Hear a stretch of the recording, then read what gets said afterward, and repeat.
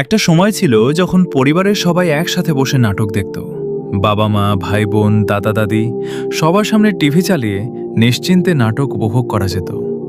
গল্পের মধ্যে ছিল পারিবারিক শিক্ষা, সম্মান, ভালোবাসা, দায়িত্ববোধ এবং জীবনের বাস্তবতা। তখনকার নাটক মানুষকে শুধু বিনোদনই দিত না, কিছু না কিছু শিখিয়েও যেত। কিন্তু সময়ের সাথে সাথে অনেক কিছু বদলে গেছে। এখন কিছু নাটক ও সিনেমায় গল্পের গভীরতার চেয়ে রোম্যান্টিক দৃশ্য, অতিরিক্ত ঘনিষ্ঠতা এবং দর্শকের আবেগকে দ্রুত আকর্ষণ করার বিষয়গুলো বেশি গুরুত্ব পাচ্ছে। এমন অনেক দৃশ্য দেখা যায় যা আগে পারিবারিক পরিবেশে স্বাভাবিকভাবে দেখানো হতো না। ফলে পরিবার নিয়ে বসে অনেক কন্টেন্ট দেখা এখন আগের মতো সহজ মনে হয় না। বিষয়টা শুধু বিনোদনের মধ্যে সীমাবদ্ধ নয়। আজকের শিশুরা মোবাইল, ইউটিউব, ফেসবুক এবং বিভিন্ন প্ল্যাটফর্মের মাধ্যমে খুব অল্প বয়সেই এসব কন্টেন্টের সংস্পর্শে আসছে।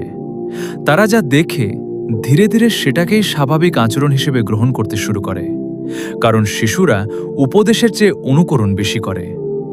যখন তারা বারবার একই ধরনের দৃশ্য, একই ধরনের আচরণ এবং একই ধরনের সম্পর্কের উপস্থাপনা দেখে, তখন তাদের চিন্তাভাবনা ও মানসিকতার উপরও তার প্রভাব পড়ে। তারা বুঝে বা না বুঝে অনেককে অনেক কিছু শিখে ফেলে, যা তাদের বয়স ও মানসিক বিকাশের জন্য উপযুক্ত নাও হতে পারে। আমরা প্রায়ই সমাজের বিভিন্ন সমস্যা নিয়ে আলোচনা করি, কিন্তু খুব কম মানুষই চিন্তা করি যে আমাদের বিনোদন মাধ্যমগুলো আগামী প্রজন্মের চিন্তাধারা গঠনে কতটা ভূমিকা রাখছে। একটি শিশু জন্মগতভাবে কোনো কিছু জানে না, সে দেখে, শোনে এবং পরিবেশ থেকে শিখে। তাই আমরা যদি তাদের সামনে কি উপস্থাপন করছি সে বিষয়ে সচেতন না হই, তাহলে ভবিষ্যতে তার প্রভাব সমাজের উপরও পড়বে। আধুনিকতা মানে মূল্যবোধ ভুলে যাওয়া নয়, উন্নতি মানে শালীনতা হারিয়ে ফেলা নয়। ভালো গল্প, সুন্দর অভিনয় এবং শক্তিশালী বার্তা দিয়েও জনপ্রিয় হওয়া সম্ভব। ইতিহাসে এমন অসংখ্য নাটক ও সিনেমা আছে যেগুলো আজও মানুষের হৃদয়ে বেঁচে আছে, শুধুমাত্র তাদের মানসম্মত গল্প ও শিক্ষণীয় বার্তার কারণে। সবশেষে একটা কথা মনে রাখা দরকার, আজকের শিশুরাই আগামী দিনের সমাজ গড়বে।